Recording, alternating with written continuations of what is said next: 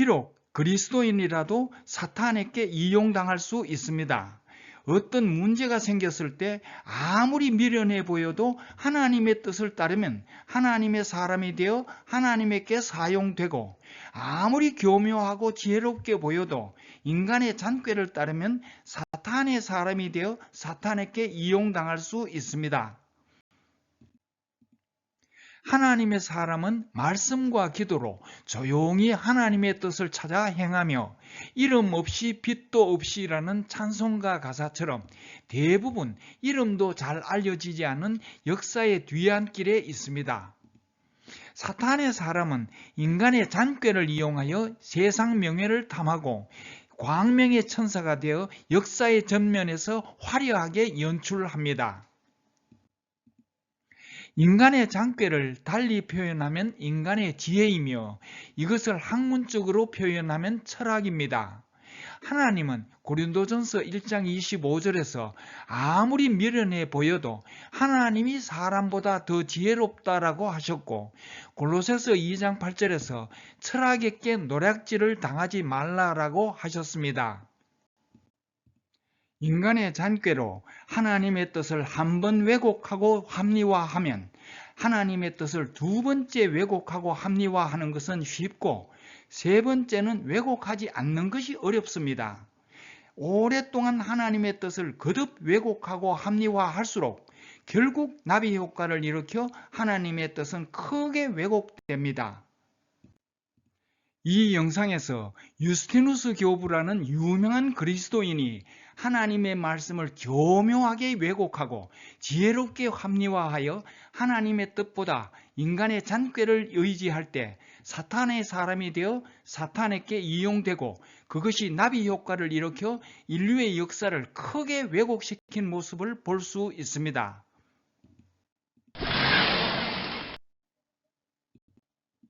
사도행전 이후 예루살렘 멸망과 디아스포라를 통하여 하나님은 하나님의 사람을 사용하여 어떻게 일하셨고, 사탄은 사탄의 사람을 이용하여 어떤 역사를 연출했으며, 그 결과 로마 가톨릭이 탄생하는 과정을 살펴보겠습니다.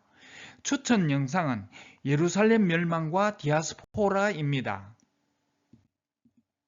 처음에는 유대교와 그리스도교는 하나였습니다.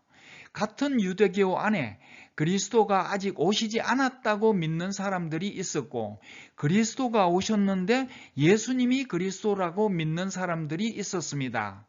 그리스도인들은 유대교 안에 있는 한 분파였습니다.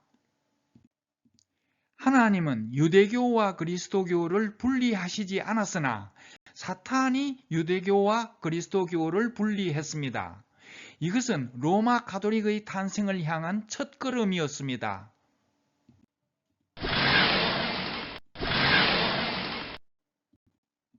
사탄이 로마 가톨릭을 창설했던 세 단계를 소개합니다.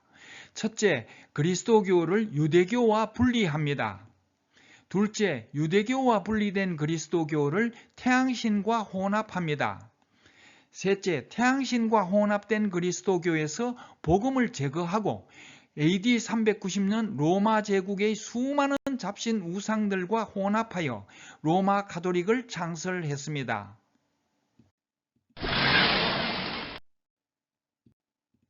첫째, 하나님이 예루살렘 멸망과 디아스포라를 예비하셨으나 사람들이 하나님의 뜻을 버리고 인간의 잔꾀를 의지했습니다. 사탄은 이것을 이용하여 유대교와 그리스도교를 분리합니다. 하나님이 예루살렘 멸망과 디아스포라를 예비하신 목적과 사람들의 반응과 사탄의 계략을 살펴보겠습니다. 예루살렘 멸망은 사도들이 살아있을 때 일어났습니다. 하나님은 복음을 아는 그리스도인들에게는 복음 전파를 위해 온 세상으로 흩어지게 하시고, 복음을 모르는 유대인들에게는 예수님이 그리스도이심을 믿게 하시려고 예루살렘 멸망을 예비하시고, 누가복음 21장 20절 21절에서 예루살렘 멸망을 예언하셨습니다. 예루살렘 멸망이라는 영상에서 설명했듯이 예수님의 말씀을 믿은 그리스도인들은 피난을 갔으나 다른 유대인들은 예수님의 말씀을 믿지 않았기 때문에 피난을 가지 않고 비참하게 살육을 당했습니다. 복음을 아는 그리스도인들은 예루살렘 멸망으로 온 천하로 흩어져야 했으나 흩어지지 않았고 인간의 장꾀를 이용하여 피난만 갔습니다. 복음을 모르는 유대인들은 예루살렘 멸망으로 예수님의 예언이 실현되었으므로 예수님을 그리스도로 영접해야 했으나 도리어 그리스도인들을 배신자로 규정했습니다. 사탄은 그들의 반응을 이용하여 그리스도인들을 그리스도교로 만들고 다른 유대인들을 유대교로 만들어 서로 분리했습니다. 이제 그들은 함께 예배를 드리지 않게 되었습니다. 그리고 성전이 없어졌기 때문에 사두개인은 사라졌습니다. 이것은 유대교와 그리스도교의 1차 결별이었습니다. 디아스포라는 사도들이 모두 죽은 후에 일어났습니다. 하나님은 예루살렘 멸망을 통하여 크게 실망하시고 사도들이 모두 죽은 후 AD 135년에 하드리아노스 황제를 통하여 디아스포라를 선포하셨습니다. 하나님은 복음을 아는 그리스도인들에게는 복음 전파를 위해 온 천하로 흩어지게 하시고 복음을 모르는 유대인들에게는 예수님을 그리스도로 믿고 그리스도인들과 함께 온 천하로 흩어져 복음을 전하게 하시려고 디아스포라를 예비하셨습니다. 그러나 그것은 하나님께 이미 신라 같은 희망이었습니다. 여러 번 하나님을 실망시켰던 그리스도인들과 다른 유대인들은 이미 하나님의 뜻에서 상당히 멀리 떨어져 있었습니다.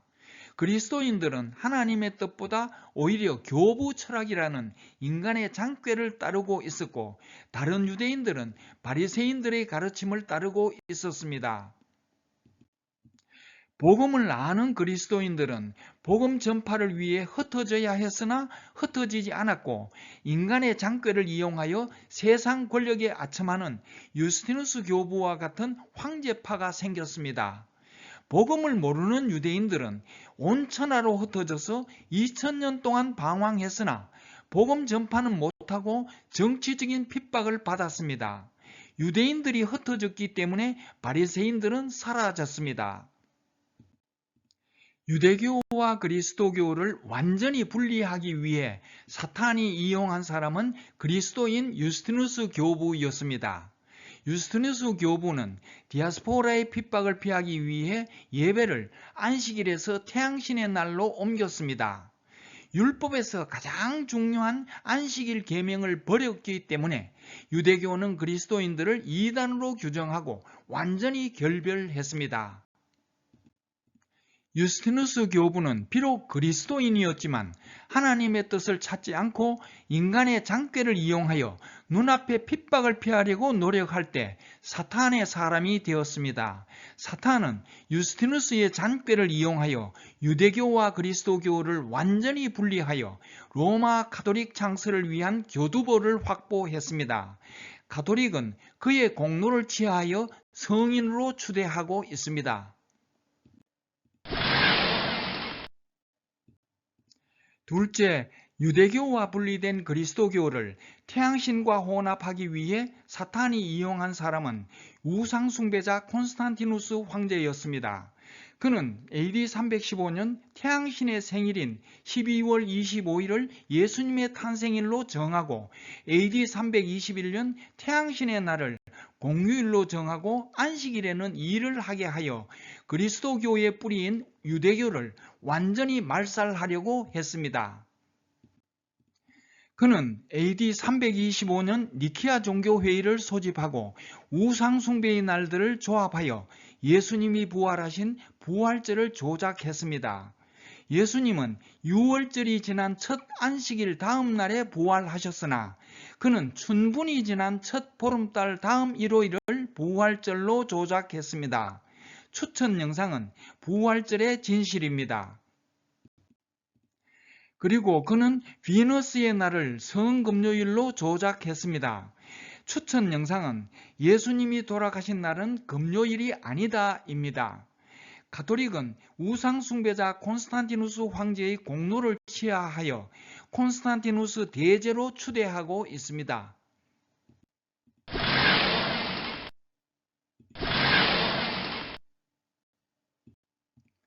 마지막으로 사탄은 태양신과 혼합된 그리스도교에서 복음을 제거하고 로마 제국의 수많은 잡신 우상들을 혼합하여 로마 가톨릭을 창설했습니다.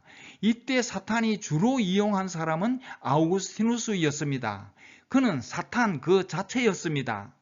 고린도후서 11장 14절 사단도 자기를 광명의 천사로 가장하나니 그는 태양신의 날을 주의 날이라고 부르며 안식일을 거룩하게 지키라는 구약의 십계명을 조작하여 주일을 거룩하게 지키라는 신약의 십계명을 만들었습니다.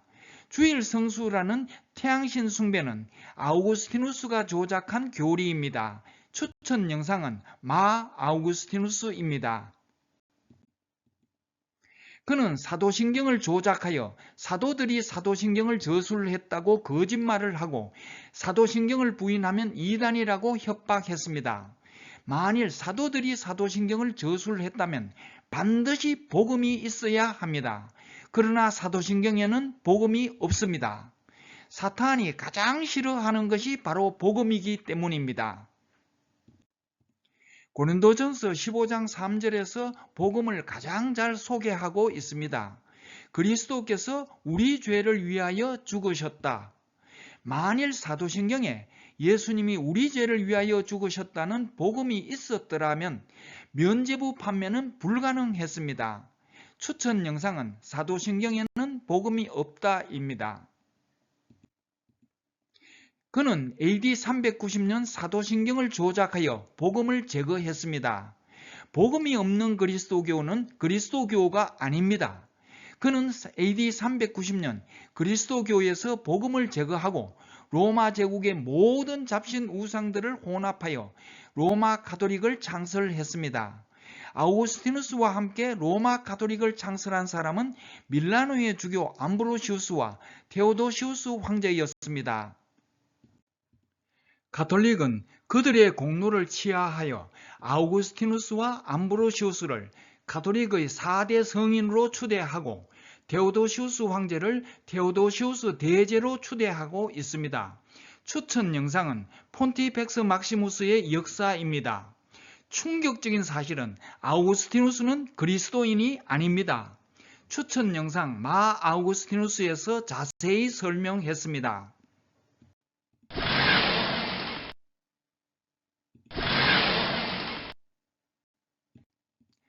사탄은 유대교와 그리스도교를 분리하고 하나님이 예비하신 디아스포라를 이용하여 유대민족을 온 세상으로 흩어서 정치적인 핍박을 통하여 완전히 말살하려고 했습니다.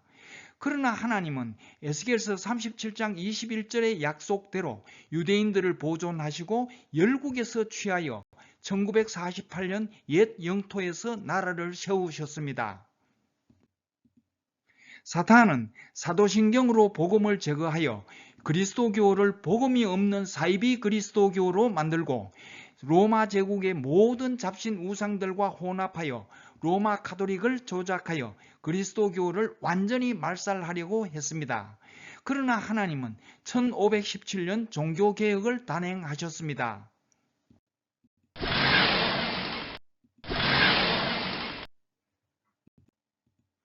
그러면 사탄이 복음을 제거하고 종교재판과 십자군 원정과 면죄부로 온 세상을 공포와 고통 속으로 몰아넣었던 중세시대에는 하나님은 아무 일도 하지 않으셨을까요?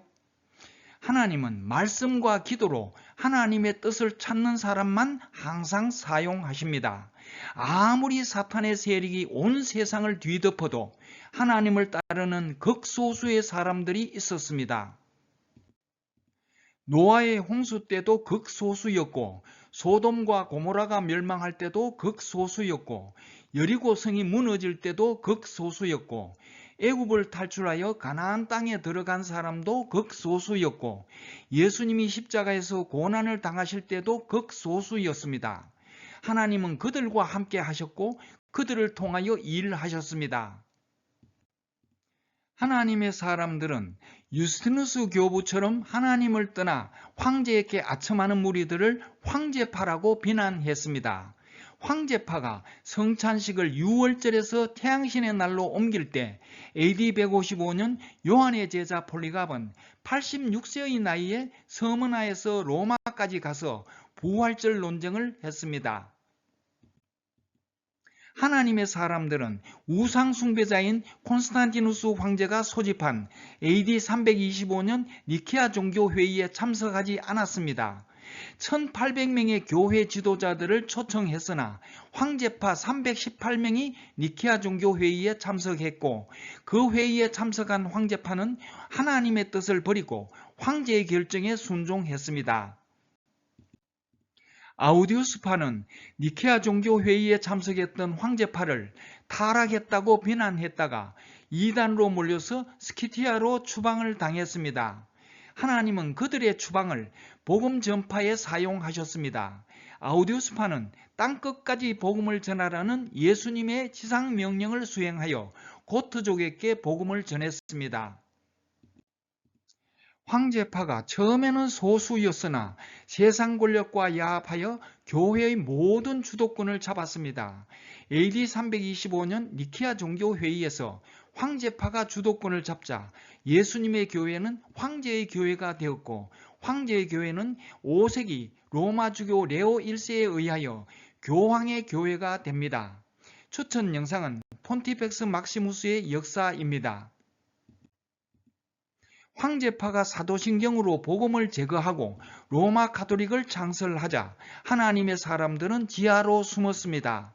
AD 1517년 루터가 종교개혁을 일으킬 때까지 1000년이 넘는 중세 가톨릭 시대에 하나님의 사람들은 이단으로 몰려서 추방당하기도 하고 화형당하기도 했습니다. 예를 들면 백인회 회원들은 복음이 제거된 사도신경을 부인하고 예수님은 나를 사랑하사 나의 죄 때문에 죽었다고 주장하다가 이단으로 몰려 화형을 당했습니다. 추천 영상은 백인회 사건입니다. 가톨릭은 사도신경으로 그들을 이단으로 몰아서 죽이고 사도신경으로 많은 이단들을 물리쳤다라고 자랑합니다. 그러나 하나님은 소수의 그들과 함께 하셨으며 함께 눈물을 흘리셨고 함께 고통을 당하셨습니다. 대부분 학살되었으나 살아남은 사람들은 종교개혁 후 미국으로 건너가 지금의 침례교가 되었습니다.